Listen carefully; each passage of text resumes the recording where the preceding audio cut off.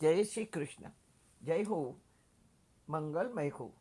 જ્યાં સુધી જીવનમાં કામના ઉપર નિયંત્રણ નહીં હોય ત્યાં સુધી જીવનની ગાડી પાટા પર નહીં ચાલે. કામનાની માં છે ઈચ્છા. ઈચ્છા પર બુદ્ધિનો કંટ્રોલ બહુ જરૂરી છે. દેખાદેખી ઈર્ષા જીદમાં આ ઈચ્છાના સ્વભાવમાં ઘણો જ બદલ લાવવાની જરૂર છે. જે જીવનને ઊંધે વાડે ચડાવી અને મન પોતાનું ધાર્યું કરવા બુદ્ધિનું સાંભળતો નથી. આપણને જન્માંતરથી ઇન્દ્રિય અને મન મળ્યા છે. જુઓ, પ્રત્યેક પશુ પંખીમાં ઇન્દ્રિયો છે અને મન પણ છે, પણ બુદ્ધિ નથી. તેથી એને ભૂતકાળ નથી અને ભવિષ્યકાળ પણ નથી અને વર્તમાન પણ નથી. હા, બુદ્ધિ નથી મળી, પણ મન તો જન્મો જન્મથી એકલું રહેવા ટેવાયેલું જ છે. મન તો સાથે જ આવેલું જ છે. પશુ પંખીઓ મનથી જ ચણે છે, મનથી જ ઝઘડે છે, પણ ઘડીકમાં ભૂલી પણ જાય છે. તેથી આ જન્મે બુદ્ધિની ટકટક મનને ગમતી નથી. ગમે ત્યારે જીભ ઉપર આવીને મન બેસી જાય તો ગાળાગાળી કરવા માંડે, મનદુખ કરવા માંડે.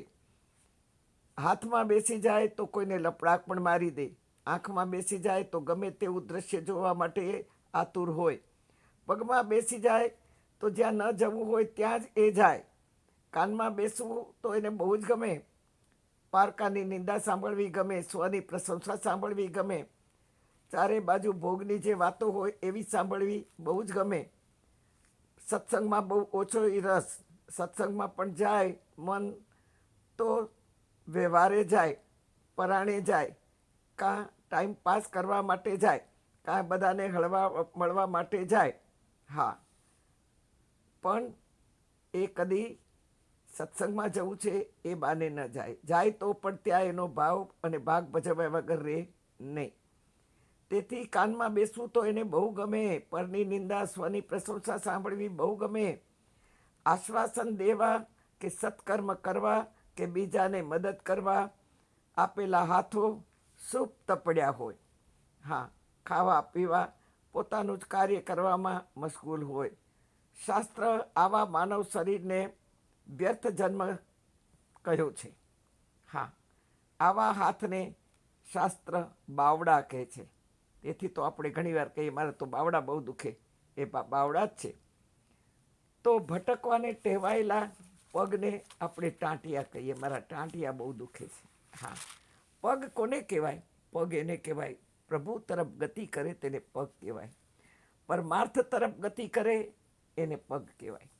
કાનને કોડિયા કહેવામાં આવ્યા છે. શાસ્ત્રમાં કહે છે કે જે કાન ભગવાનનું સાંભળતા નથી, ઈશ્વરનું સાંભળતા નથી, પ્રભુ કાર્યનું સાંભળતા નથી, પ્રભુના વિચારોને સાંભળતા નથી, પ્રભુની આપણી અંદર કઈ આશા છે એનો પણ વિચાર કરતા નથી, જે કાન એ કોડિયા છે. આંખને માખી મચ્છરના દર કયા છે. જીભને ઝેરીલી સરપણ કહી છે. એક વખત એવો બનાવ બન્યો કે જીભ અને દાંત બધા ઝઘડ્યા. દાંત એટલે 32 ભાઈઓ અને એની એકની એક જીભ, એની બહેન, મોટી બહેન. કારણ કે જન્મતા પહેલાં દાંતે નહોતા અને જીભે નહોતી, પણ જેવો જન્મ થયો એટલે બાળકે રડવાનું શરૂ કર્યું. તેથી પહેલી જીભ મોટી બહેન ગણાય. ત્યારે બધા ઝઘડવા માંડ્યા. ત્યારે દાંતે કહ્યું, રહેવા દે ને, તને ચાવી ચાવીને ખવડાવીએ છીએ ને ત્યારે તો તું એટલું બોલી શકે છે. ત્યારે જીભે એટલું જ કહ્યું કે એસી ટેઢી ચલુંગી, એસી ટેઢી ચલુંગી કે 32 બી ગિર જાય. તેથી આ ઝેરીલી સરપણ જીભને કહી છે.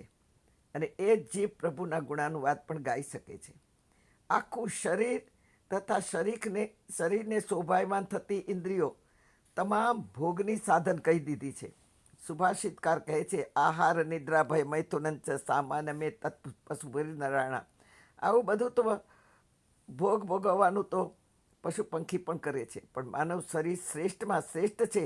જેમાં બુદ્ધિ દ્વારા સારા નરસાની ઓળખ થાય, સહી ગલતની રસ્તાની પહેચાન થાય, સારા ખોટા મિત્રને ઓળખી શકીએ, નિર્ણય લઈ શકીએ, માનવ ધારે તો માનવમાંથી દેવ બની શકે.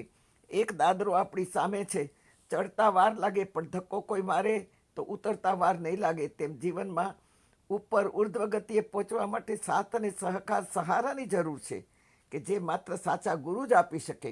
ઉન્નતિના શિખર પર ગુરુ જ લઈ જઈ શકે. કોઈ સહી ન મળે જીવનમાં, ક્યાંય પણ સંતોષ ન થાય તો કૃષ્ણ વંદે જગદગુરુ, ગીતા ઉપાડો. બસ વૈશ્વિક ગુરુ છે ગીતા.